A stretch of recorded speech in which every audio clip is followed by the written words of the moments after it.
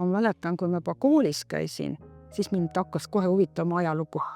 Et, et kuidagi kõik see inimeste eluolu ja eest tundus see arheoloogia tohutult põnev ja siis tärkas selline huvi lugeda igasuguseid selliseid kirjandus sellisel teemal, igasugustel maade avastamisi ja see mõte oli mul küll juba ajalugu õppima minnes, et ma tahaksin töötada muuseumis, sest ma olin nagu üsna siuke usin muuseumites käia ka keskkooli ajal.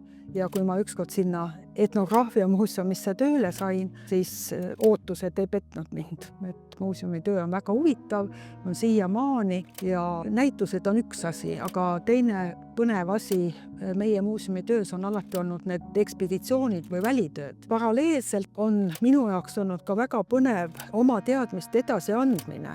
Anda edasi seda, et need asjad ei ole asjad iseenesest, et nad on üks ilus seelik või ilus tikitud tanu, aga selle tanu taga on inimene, kes on selle kunagi loonud, et see on tema looming, tema mõtted on seal sees, tema oskused, tema võimalused.